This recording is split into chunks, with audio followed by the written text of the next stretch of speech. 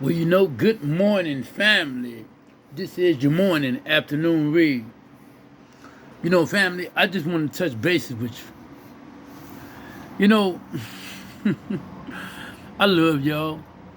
Brothers and sisters, I want y'all to know that y'all know how it's so important that we keep everything gangster. I mean, like, not we don't gang bang, but keep everything gangster in the format in as far as up here. You keep everything gangster up here. And that's growth and development in a positive manner. You know how we be, how when we go buy the new this or we go get the new that or this, that. We our beloved brother and rapper, our beloved brother, Young Dolph. Brother was gangster. Not gangster in the street, so to speak. He was that too, so to speak. We all from the streets, we all have that, don't mess with us, we won't mess with you, you dig? But when we begin to peel back the onion of what these devils and these real these honky donkeys, these hunkies, what they got going on, what these hunkies got going on, when we look at what they really got going on, and what and what we stand for, brothers like me, brothers like Jay Prince, brothers like rapper Scarface, real folks, you dig? These are my real people. These are my real people, you dig? And I say that, I got some Vice Lord friends. That's my real people. We friends. I ain't with that gang banging ish. I'm about us to unite. And this here is one of our beloved folks, brothers right here. One of our beloved brothers. Jay Prince explaining and breaking it down. How this growth and development thing go with Larry Hoover Jr. Salute.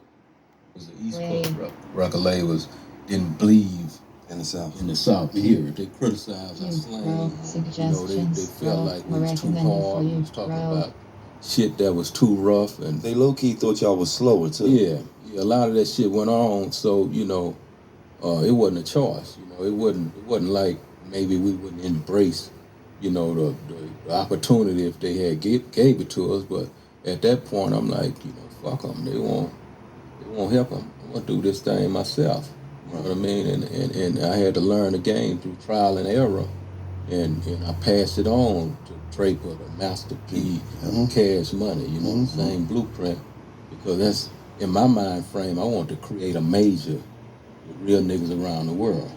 You know what I mean? I was all the way against the majors at that point. I'm like, we're gonna be on some street shit and create majors in every state. Right. So all the intros of the Ghetto Boys album, if you go back and witness, that's what I was preaching. The seeds that I was planting. Right. You know what I mean? It's the new dope game. Right. That was my mindset. Before we go any further, this episode of $1 Million Worth of Game is brought to you by New Amsterdam Vodka. Now, life ain't going your way. Shout out New Amsterdam Vodka. Caught your bitch cheating today. Shout out New Amsterdam Vodka. Yeah. You thought that wire was coming to your fucking bank account and that bitch didn't come your way? No, I don't need that. Shout out New Amsterdam Vodka. Yeah, it's distilled 5 times. 5. Filtered 3 times. 3. If you speak Spanish, that's uno, dos, tres. For that clean, crisp finish, you could drink it straight up. On the rocks, juice, soda. And you can make a classic New Amsterdam mule, however you like it. And it's about to be the finals. So, you could some during the finals. You got baseball, you got hockey. So when you're out and about at your local liquor store, make sure you pick you up some New Amsterdam Vodka, the official vodka of Barstool Sports and the presenting sponsor. Don't nobody care about that. Game. Now, Jay, let me ask you this.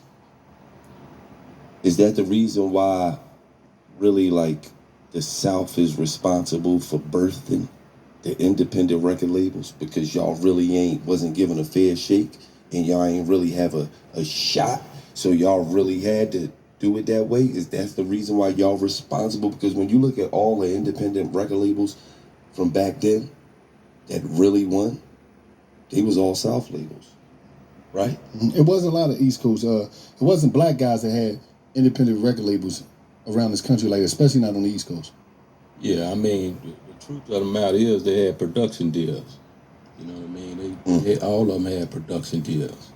And we came with that ownership shit. We planted that seed. You know what I mean? Because in my mind, you know, I'm thinking about generational wealth. Even back then, I'm thinking about my kids, my grandkids. So I understood that in order for them to keep eating, I had to own my masters.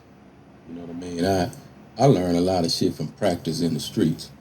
You know what I mean? That's we understand that. Yeah. You know what I mean? I was able and fortunate enough to have some practice before, you know, entering different levels of the corporate game. And with having the practice that I had, you know, the money that was offered to me didn't appear as lucrative as it did to most. Right. Larry Jr.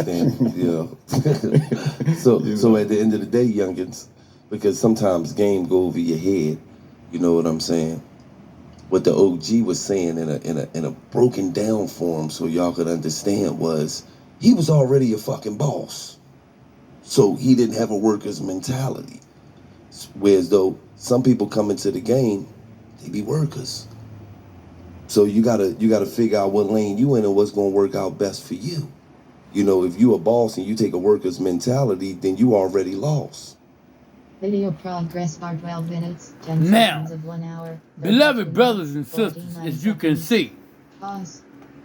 when you a boss and you ain't no do boy, that's all Dolph was and is. A boss. A boss. He wasn't no worker. You know, yeah, we need workers. We need workers, you know, but this right here is letting y'all know that the majors were coming after Jay Prince. Whenever we cohesively get together, you have to understand, Jay Prince, I remember, I was down. Jay Prince, Suge Knight, Irv Gotti, Dame Dash,